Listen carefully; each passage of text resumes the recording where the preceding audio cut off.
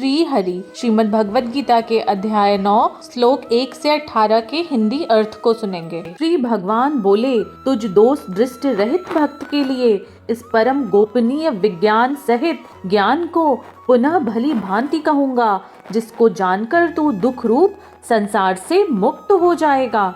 यह विज्ञान सहित ज्ञान सब विद्याओं का राजा, सब गोपनीयों का राजा और अति पवित्र, अति उत्तम प्रत्यक्ष फल वाला धर्मयुक्त साधन करने में बड़ा सुगम और अविनाशी है। हे परंतप, इस उपयुक्त धर्म में श्रद्धा रहित पुरुष मुझको न प्राप्त होकर मृत्यु रूप संसार चक्र में भ्रमण करते रहते हैं। मुझ निराकार परमात्मा से यह सब जगत जल से बर्फ के सदृश परिपूर्ण है और सब भूत मेरे अंतर्गत संकल्प के आधार स्थित हैं, किंतु वास्तव में मैं उनमें स्थित नहीं हूँ। वे सब भूत मुझ में स्थित नहीं हैं, किंतु मेरी ईश्वरीय योग शक्ति को देखकर कि भूत का धारण पोषण करने वाला और भूत को उत्पन्न करने वाला भी मेरा आत्मा वास्तव में भूतों में स्थित नहीं है। जैसे आकाश से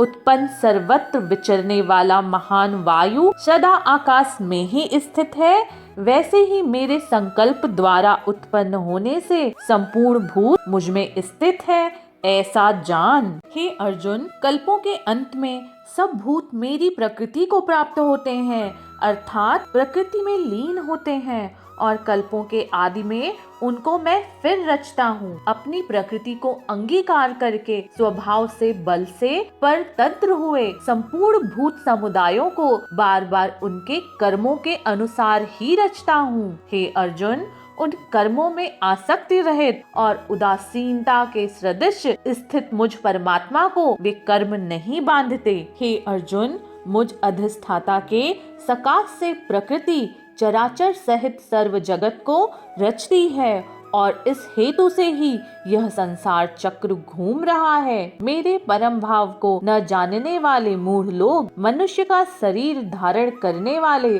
मुझ संपूर्ण भूतों के महान ईश्वर को तुच्छ समझते हैं, अर्थात अपनी योग माया से संसार के उद्धार के लिए मनुष्य के रूप में विचरते हुए मुझ परमेश्वर को साधारण मनुष्य ही मानते हैं। वे व्यर्थ आशा, व्यर्थ कर्म और व्यर्थ ज्ञान वाले विक्षिप्त चित्त अज्ञानी जन राक्षसी, असुरी और मोहनी प्रकृति को ही धारण किए रहते हैं।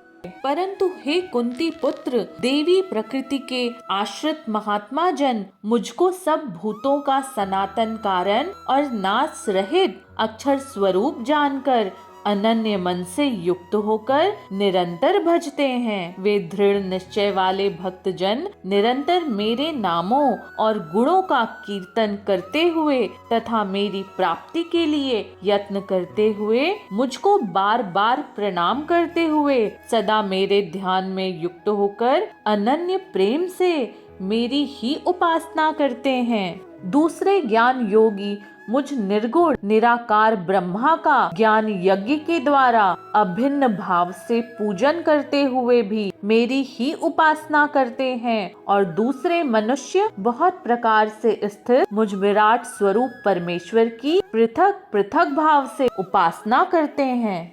कृतु मैं हूँ, यज्ञ मैं हूँ, स्वधा मैं हूँ, औषधि भी मैं हूँ, मंत्र मैं हूँ, घृत मैं हूँ, अग्नि भी मैं ही हूँ, और हवन रूप क्रिया भी मैं ही हूँ। इस संपूर्ण जगत का धाता अर्थात धारण करने वाला एवं कर्मों के फल को देने वाला पिता, माता, पितामह और जानने योग्य पवित्र ओंकार तथा ऋग्वेद, सामवेद, यजुर्वेद भी मैं ही हूँ।